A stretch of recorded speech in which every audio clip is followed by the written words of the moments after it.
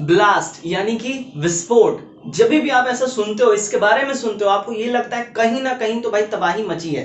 Well, आप सही हो अपने जगह, मचती है। बट आज हम एक ऐसे विस्फोट के बारे में बात करेंगे जिससे कहीं तबाही नहीं मची, उत्पत्ति हुई। आज हम बात करेंगे बिग बैंग थ्योरी के बारे में, यानी महाविस्फोट के सिद्धांत के बारे में, जिस वजह से हमारे ब्रह्मांड की उत्पत्ति हुई। हे फ्रेंड्स, मैं हूं राहुल और आप देख रहे हैं मिशन कंपटीशन। आज की वीडियो स्टार्ट करने से पहले हम थोड़ा प्रीवियस वीडियो का प्रीकैप ले लेते हैं। हमारा जो प्रीवियस लेक्चर था वो था ब्रह्मांड के ऊपर। अगर आपने वो वीडियो नहीं देखा है, प्लीज वो जाके जरूर देखें। आई बटन में आपको वीडियोस अवेलेबल हो जाएंगे। तो उसका थोड़ा प्रीकैप कर लेते हैं। तो 140 में जब टॉलमी महोदय आए, उन्होंने बताया कि जो है अर्थ जो है वो यूनिवर्स के सेंटर में है और चारों तरफ उसके सन वन और जितने भी प्लैनेट्स हैं उसके चक्कर लगाते हैं। फिर हम आए 1543 में। कौन आए 1543 में? आए आपके कोपरनिकस भाई साहब। कोपरनिकस भाई साहब ने क्या बताया? यूनिवर्स के सेंटर में है सन और बाकी सब उसके चक्कर लगाते हैं। देन 16वीं सदी में आए जेहान केपलर। जेहान केपलर ने बताया कि ग्रहीय कक्षाएं हैं, जो कि उन्होंने ही बताया कि सन जो है यूनिवर्स के सेंटर में, लेकिन उन्होंने बताया कि बाकी जो प्लैनेट्स हैं उसके चक्कर कैसे लगाते हैं, वो एक ग्रहीय कक्षा में लगाते हैं, यानी एक ऑर्बिटल पाथ में लगाते हैं। उसके बाद आए 1805 में हर्सले महोदय। हर्सले महोदय ने बताया कि ब्रह्मांड जो है, यूनिवर्स जो है, गैलेक्सियों का एक समूह है। उसके बाद आए 1920 में आए हबल महोदय। उन्होंने क्या बताया कि ब्रह्मांड यानी गैलेक्सी जो है वो एक्सपैंड हो रहा है, अपने आप को बढ़ा रहा है। ब्रह्मांड फैल रहा है, गैलेक्सी अपने आप को बढ़ा रही है। तो इस बारे में हमने प्रीवियस लेक्चर में बात किया। आज का जो हम बात करेंगे वो है बिग बैंग थ्योरी के बारे में। तो आज तक हिस्ट्री में जितने भी एस्ट्रोनॉमर हुए हैं, जितने भी साइंटिस्ट हुए ना, सबों ने अपना अपना थ्योरी दिया और बहुत सी थ्योरियां, लेकिन इतिहास में बस 3 थ्योरी को ही थोड़ी बहुत मान्यता मिली। और उसमें से जो सबसे मेन, जो सबसे ज्यादा किसी थ्योरी की बात होती है और उसको मान्यता मिली, वो है बिग बैंग थ्योरी के बारे में। तो बिग बैंग थ्योरी जो है सबसे पहला दिया था 1894 और 96 में जॉर्ज लेवेंथेयर ने। इन्होंने ये सिद्धांत दिया, बात समझे यहाँ, इन्होंने सिद्धांत दिया। अब ऐसा है, मैं बता दूंगा भैया ये मार्कर है, ठीक, ये मार्कर है, और मैं बस मार्कर बता दिया। और मार्कर में भाई इसका जो है, इसका क्या क्या खूबी है, क्या खामी है, इसमें जो इंक है वो किस किस कंपोजिशन से, किस किस केमिकल से बना है, मैंने इसका व्याख्या तो नहीं किया, बस मैंने बता दिया मार्कर है, बस सेम ऐसे ही।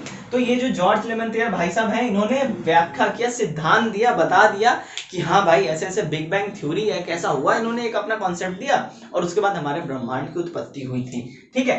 देन उसके बाद आया 1967 में आया रॉबर्ट बैगोनर आए। रॉबर्ट बैगोनर आए और इन्होंने व्याख्या की, डिटेल में इसकी चर्चा किया, ठीक है। हम जो है ये जितने भी हम आज ज्योग्राफी के लेक्चर देख रहे हैं, आगे वाले भी लेक्चर हम देखेंगे, अपकमिंग लेक्चर्स, तो हम सारे एग्जाम के पॉइंट ऑफ व्यू से देखेंगे। हम बस उन्हीं बातों पे फोकस करेंगे जो हमारे एग्जाम रेलेवेंट हैं, ठीक है।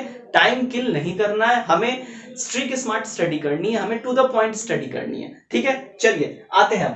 तो 13.7 अरब वर्ष पहले, कहीं कहीं 15 अरब वर्ष भी दिया हुआ है, ठीक है। तो ये अप्रोक्सीमेटली है, बट 13 अरब जो है ये ज्यादा करेक्ट है।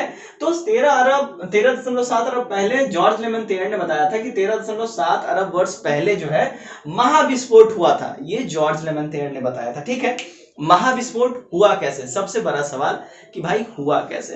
तो उन्होंने बताया कि 13.7, ठीक है, 13.7 अरब वर्ष पहले, ठीक है, बिलियन ईयर्स अगो, ऐसा था कि हमारा अर्थ और जितना हमारा जो यूनिवर्स है वो एक पदार्थों से बना हुआ एक आग का गोला था, ठीक है। आग का गोला था। उस गोले में क्या क्या था देखें हम जरा।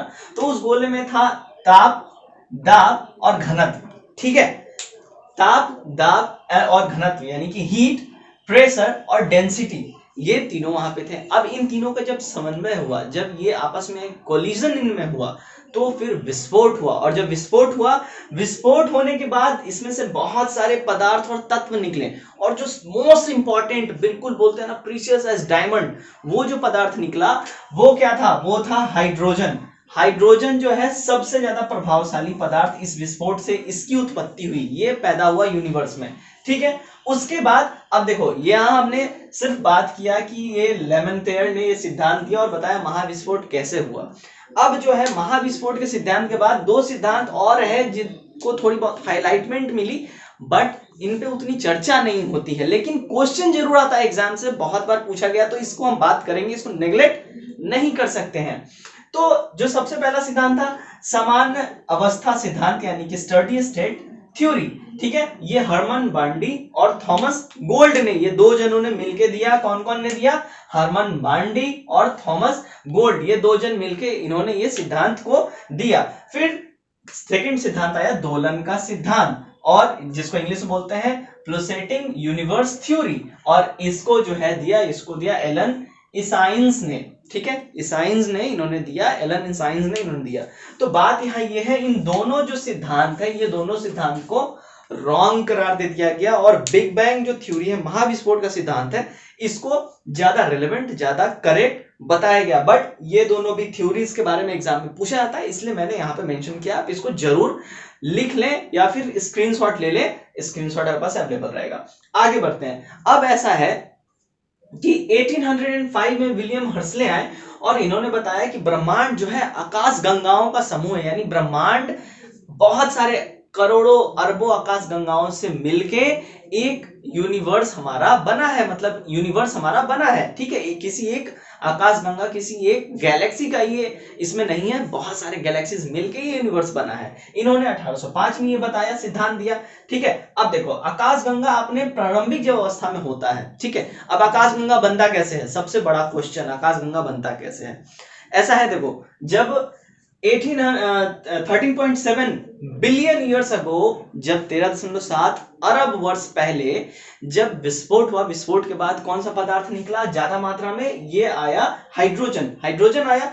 तो हाइड्रोजन जो है उसके बाद काफी करोड़ों वर्ष जब बीत गए तो हाइड्रोजन का एक बादल बनने लगा, ठीक है, हाइड्रोजन के बादल बनने लगे, और हाइड्रोजन का जो बादल बनने लगा तो वो एक जगह इकट्ठा होने लगा, और फिर वैसे करके तब जाके गैलेक्सी का निर्माण हुआ, ठीक है। जब एक जगह हाइड्रोजन का इकट्ठा होने लगा, उसमें फिर तारों वारों जो फिर पिंड जो बिखरे पड़े थे ब्लास्ट के बाद, जो हमारे यूनिवर्स में जो पिंड बिखरे पड़े थे, तो वो जो पिंड जो है अलग अलग गैलेक्सीज में जो रह गए, तो वो जो हाइड्रोजन का जो बादल बना उसमें वो सब जो रह गए, उसके बाद जो है अलग अलग गैलेक्सीज का निर्माण हुआ हाइड्रोजन के बादलों की वजह से, ठीक है।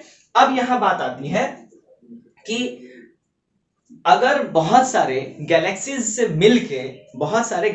मिलके अगर एक गैलेक्सी यहां है, एक यहां है, एक यहां है, एक यहां है, ऐसे बहुत सारे गैलेक्सी से मिलके यूनिवर्स बना है, तो अगर इसमें कोई तारा है, इसमें मान लो 20 तारे हैं, इसमें 10 तारे हैं, इसमें 30 तारे हैं, एज एग्जांपल मान लो, ठीक है, तो फिर इसमें का तारा निकल के इधर क्यों नहीं जाता, इधर का इधर क्यों नहीं जाता, इधर का इधर या इधर का इधर क्यों नहीं जाता? क्यों?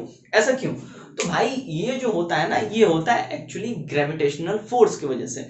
तो हर गैलेक्सी में अपना एक ग्रेविटेशनल फोर्स है, जिस वजह से उस गैलेक्सी का तारा दूसरे गैलेक्सी में ट्रेवल नहीं करता, ठीक है। चलो अब बात करते हैं, आकाशगंगा जब अपने प्रारंभिक स्टेज में होता है, जब इसका निर्माण हो रहा होता है, बिल्कुल जब बन रहा होता है, ताजा ताजा सा बन रहा होता है, ठीक है, तो इसको हम लोग बोलते हैं निहारिका या नेब्यूला। जब आकाश गंगा का निर्माण हो रहा होता है, ताजा ताजा बिल्कुल बन रहा होता है, तो हम इसको बोलते हैं निहारिका या नेब्यूला, ठीक।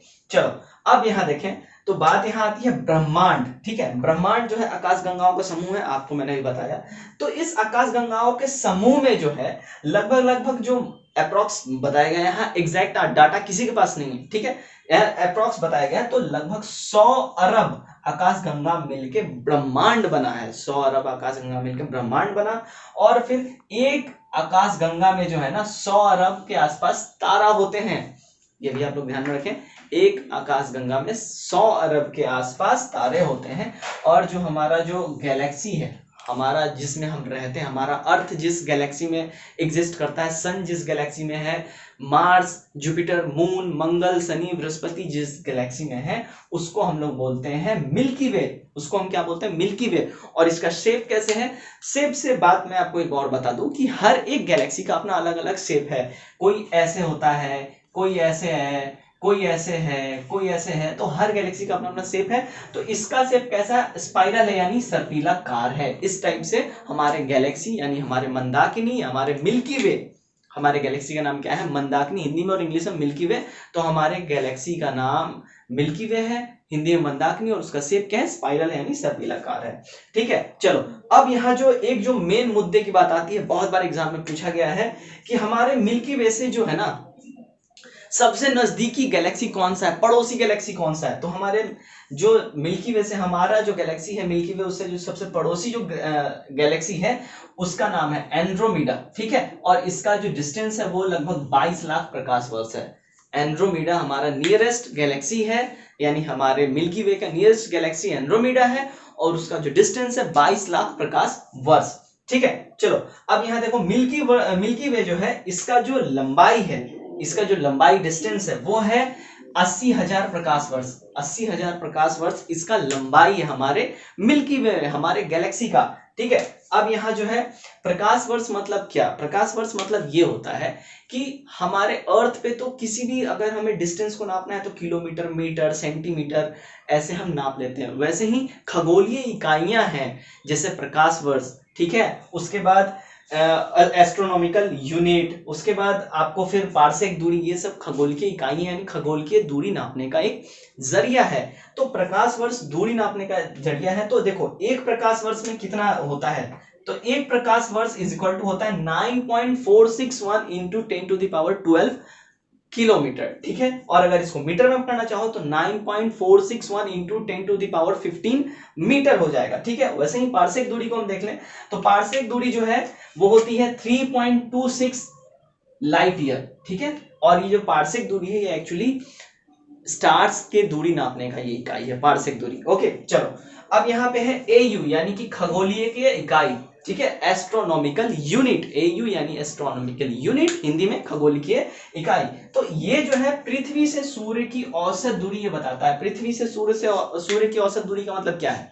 यहाँ पे अगर सन है, ये पृथ्वी इसका चक्कर काट रहा है तो ये कभी ऐसे नजदीक भी जाता है, आई मीन ऐसे घूमते हुए कभी ऐसे नजदीक भी जाता है, फिर ऐसे दूर भी आ जाता है, ठीक है। ऐसे ऐसे घूमता है, ठीक है। तो यहाँ पे बात हो रही है औसत दूरी, तो हमारा अर्थ पृथ्वी सन के नजदीक भी जाता है, थोड़ा टर्न घूमते हुए दूर भी आता है, क्योंकि इसके ऑर्बिटल पाथ की वजह से ऐसा होता है, तो दूर भी आता है। तो इसमें हम एक एग्जैक्ट दूरी तो नहीं बता सकते हैं, लेकिन हमने एक औसत दूरी निकाली है। तो जो इसकी औसत दूरी है वो है भाई 149.6 इंटू 10⁻7 किलोमीटर। ये है हमारे अर्थ की सन से एवरेज डिस्टेंस, औसत दूरी।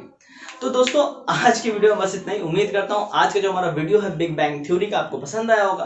वीडियो को पसंद आया तो वीडियो को लाइक करें, चैनल को सब्सक्राइब करें और वीडियो को दबा के शेयर करो। अगली बार मिलते हैं एक और नए वीडियो के साथ। Till then take care, bye bye and God bless you all.